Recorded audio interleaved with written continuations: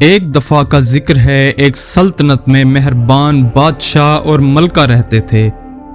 ان کے ہاں ایک خوبصورت بیٹی پیدا ہوئی جس کا نام انہوں نے آئرہ رکھا۔ اس خوشی میں انہوں نے تمام پریوں کو دعوت دی تاکہ وہ شہزادی کو اپنی دعاؤں سے نوازیں۔ ہر پری نے آئرہ کو ایک خاص تحفہ دیا۔ ایک نے اسے خوبصورتی دی، دوسری نے میٹھی آواز اور دیگر نے نرمی اور مہربانی کا تحفہ دیا۔ لیکن ایک بری جادوگرنی جسے دعوت نہیں دی گئی تھی قلعے میں آئی۔ وہ غصے سے بھر گئی اور ایک خطرناک بد دعا دی۔ جب یہ شہزادی 16 سال کی ہوگی تو یہ ایک چرخے کی نوکدار سلائی پر اپنی انگلی چبھوئے گی اور گہری نیند میں چلی جائے گی۔ جادوگرنی نے کہا۔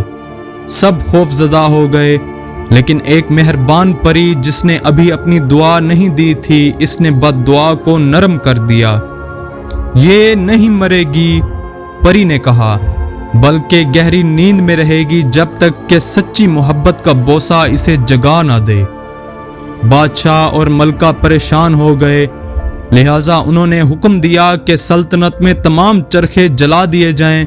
ساتھ ہی انہوں نے آئرہ کو 3 مہربان پریوں کے ساتھ ایک خفیہ جھونپڑی میں بھیج دیا تاکہ اسے محفوظ رکھا جا سکے۔ ان پریوں نے اسے اپنی بیٹی کی طرح پالا اور اس کا نام برائر روز رکھا۔ آئرہ بڑی ہو کر ایک خوبصورت اور نیک دل لڑکی بن گئی۔ اس کی 16ویں سالگرہ کے دن وہ جنگل میں گھوم رہی تھی اور گانا گانے لگی۔ وہاں اس کی ملاقات ایک خوبصورت شہزادے فلپ سے ہوئی۔ وہ دونوں ایک دوسرے کو پسند کرنے لگے، لیکن آئرہ کو نہیں پتا تھا کہ فلپ ایک شہزادہ ہے، اور فلپ کو نہیں معلوم تھا کہ آئرہ ایک شہزادی۔ جب آئرہ جھونپڑی واپس آئی تو پریوں نے اسے اس کی حقیقت بتائی کہ وہ ایک شہزادی ہے اور اسے محل واپس جانا ہوگا۔ آئرہ کو جنگل اور شہزادے کو چھوڑنے کا دکھ ہوا، لیکن اس نے ان کا کہا مانا۔ محل واپس پہنچ کر بری جادوگرنی نے آئرہ کو دھوکے سے چرخے کی سلائی کو چھونے پر مجبور کر دیا۔ بد دعا پوری ہو گئی اور آئرہ گہری نیند میں چلی گئی۔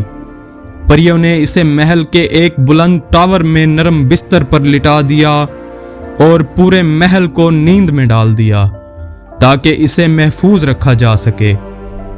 شہزادے فلپ کو جب آئرہ کی بد دعا کے بارے میں پتہ چلا تو اس نے اسے بچانے کا فیصلہ کیا۔ جادوگرنی نے اسے روکنے کی کوشش کی اور ایک خوفناک ڈریگن کا روپ دھار لیا، لیکن پریوں کی مدد سے فلپ نے بہادری سے لڑائی کی اور ڈریگن کو شکست دی۔ فلپ ٹاور تک پہنچا جہاں آئرہ سو رہی تھی۔ اس نے نرمی سے اسے بوسہ دیا اور بد دعا ختم ہو گئی۔ آئرہ جاگ گئی اور محل کے سب لوگ بھی جاگ گئے۔